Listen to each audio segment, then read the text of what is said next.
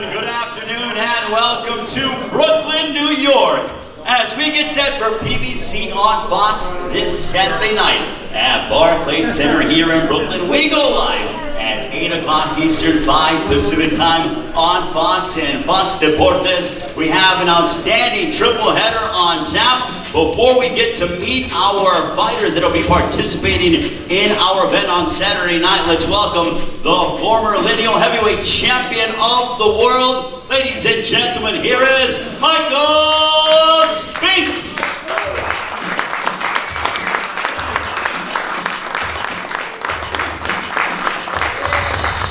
Michael, it is great to see you. How excited are you for Saturday night, a big night of action at Barclays Center live on Fox, a heavyweight slugfest, a fight that I know you're very excited about, Adam Kownacki and Chris Arreola.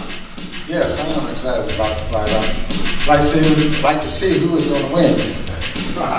We can't wait, ladies and gentlemen. Another round of applause for Michael Spinks, the former heavyweight champion of the world. So Saturday night, we kick off the action in the super welterweight division as we bring up a man who has a record of 27 wins, 21 of those coming by way of knockout against 4 defeats. Originally from Lagos, Nigeria, now fighting out of Los Angeles, California. Ladies and gentlemen, introducing Wale Lucky Boy Omotoso.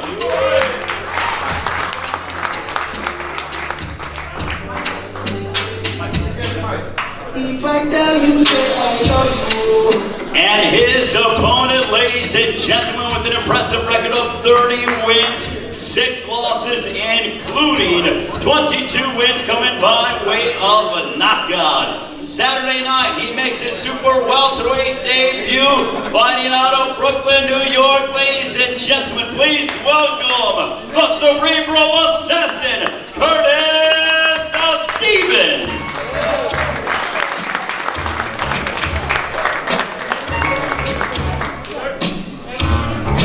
This is our first bout. It is PBC live on Fox and Fox Deportes here at Barclays Center.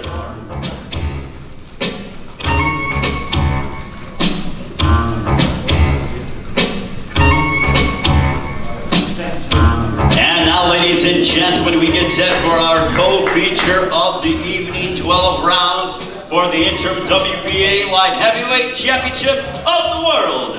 First of all, please welcome to the stage a man who possesses a record of 33 wins, 20 of those coming by way of knockout against 6 losses and 1 bout even. Originally from Haiti, now fighting out of Quebec City in Canada. Ladies and gentlemen, please welcome the former world champion, Jean Pascal.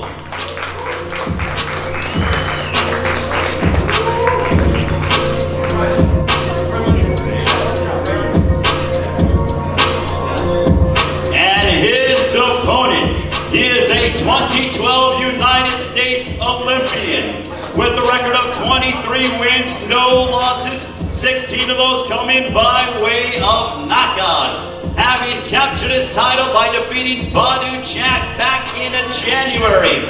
Ladies and gentlemen, fighting out of Staten Island, New York, please welcome the champion, Sir Marcus Brown.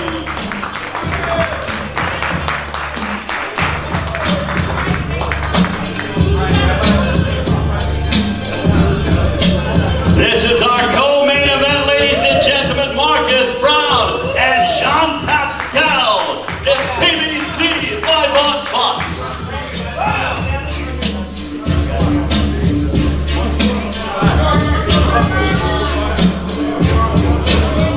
And now, ladies and gentlemen, we want to take a more comprehensive look at Chris Arreola, who collides against Adam Kownacki.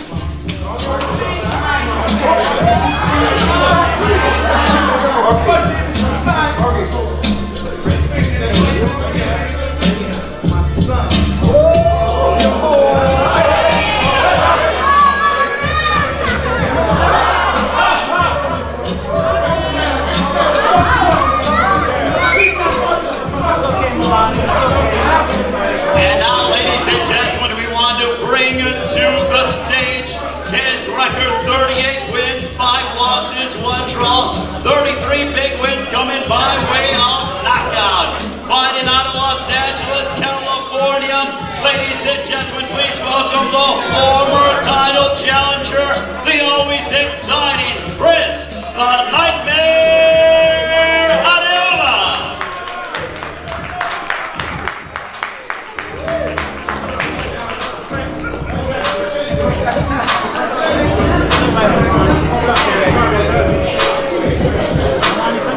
And now, ladies and gentlemen, let's dive further into Arreola's opponent, the undefeated Kownacki.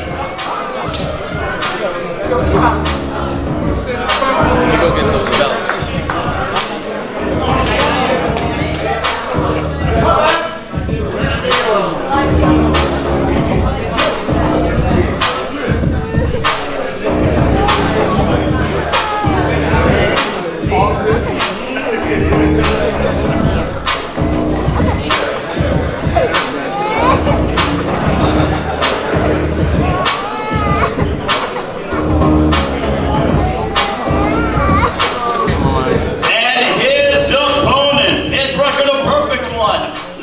Bouts, 19 victories, 15 of those coming by way of knockout.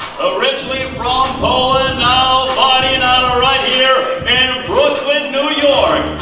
This is the 9th time he'll be fighting at Barclays Center, and the first as a main event. Ladies and gentlemen, please welcome the fast-rising world-ranked contender, Adam Babyface Kownacki.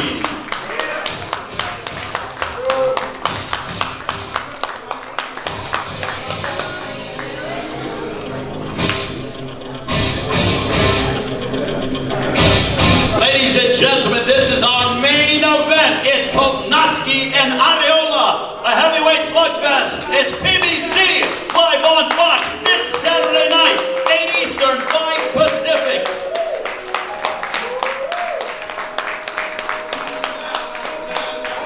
And now, ladies and gentlemen, I will turn it over to my broadcast colleague here to conduct the rest of the press conference. Here is Heidi Antro. Thank you very much, Ray. Great to have the PBC back in the Big Apple. Obviously, tempers are already flaring here, so we are ready for an exciting night of action on Saturday. As Ray mentioned, it all gets started 8 p.m. Eastern, 5 Pacific, and let's talk to the guys first who are going to kick things off. Curtis, let's start with you. 154 pounds. You've been in some wars at middleweight. You just continue to keep coming down. Why now? Why did you decide to make this move?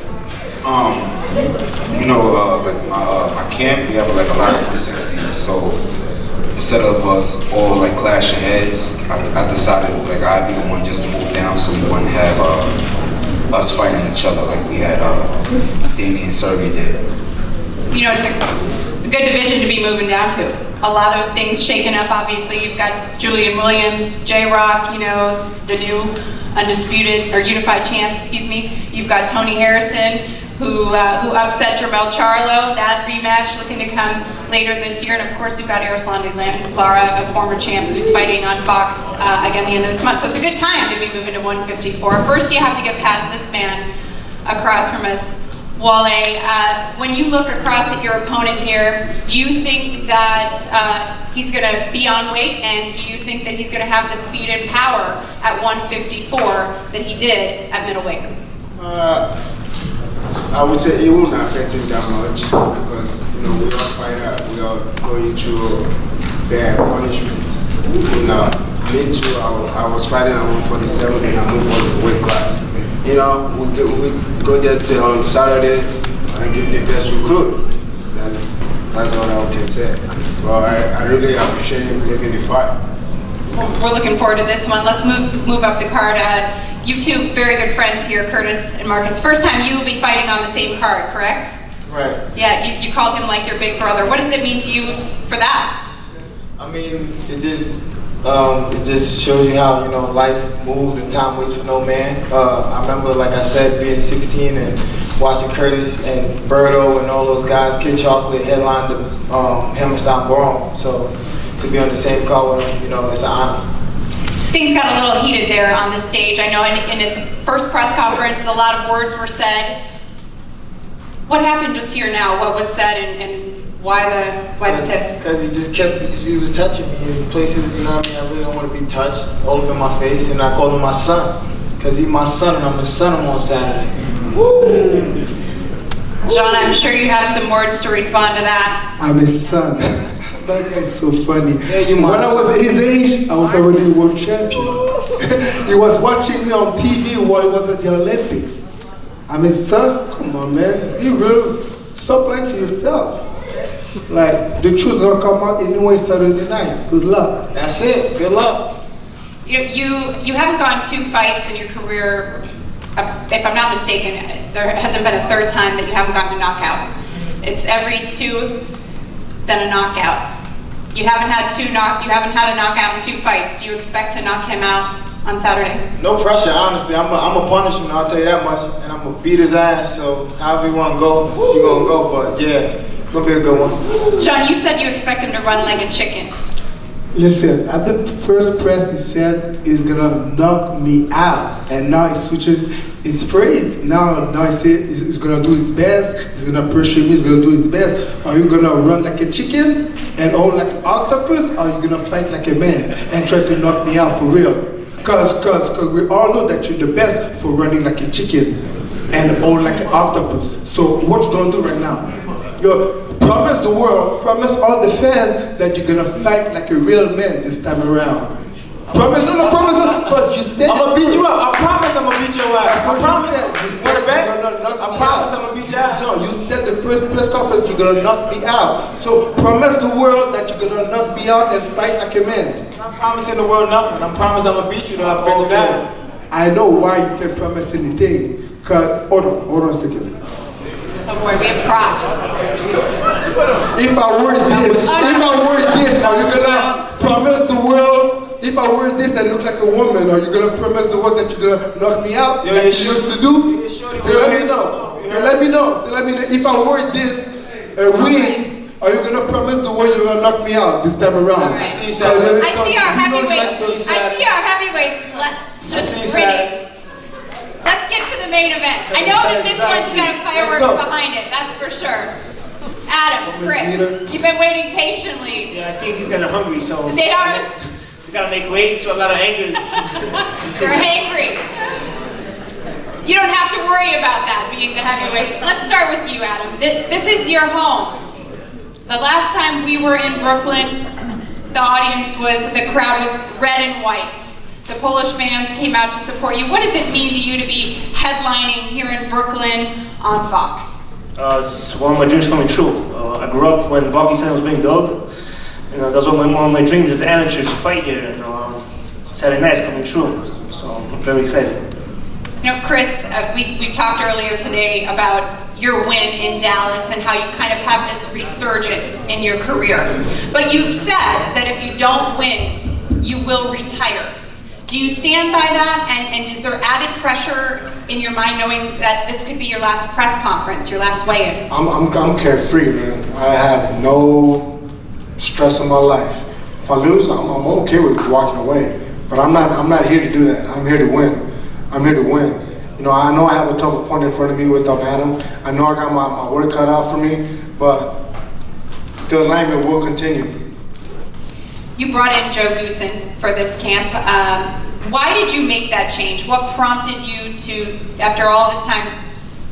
See, I didn't bring him in. I went to Joe Goosen. I went to him. You know, I hunted him down because I knew it was time to make a change. I knew it was time for, you know, like I said, this is my last run. I got to make it count. I can't leave not one stone unturned. And I think the best team I could have come up with was someone like Joe, because Joe makes you work.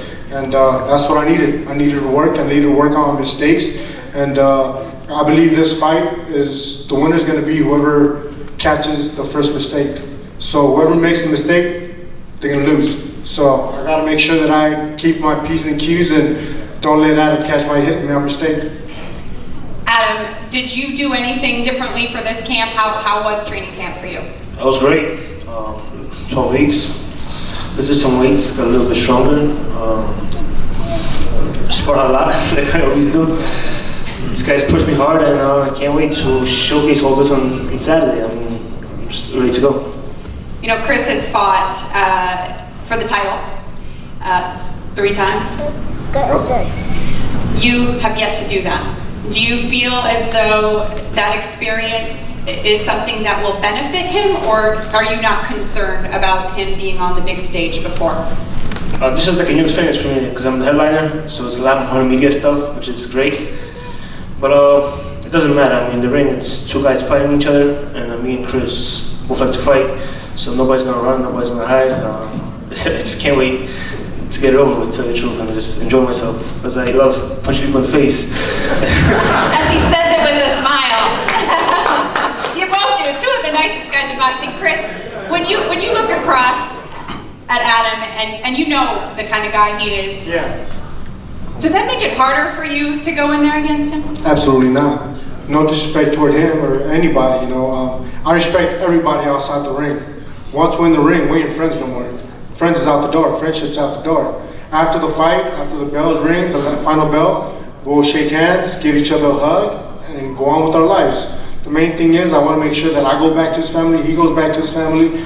But the main thing is I'm here to put on a show. I'm here to put on a show. It's lights, camera, action, time to shine. Looking forward to that. You know, speaking of putting on a show, your opponent has had 15 knockouts.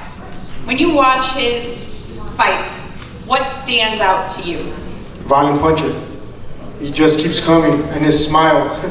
Honestly, I love that. That's one of the reasons I actually am a fan of him. You know, but at the end of the day, it all comes out the door, and I think I'm gonna put a frown on his face that night.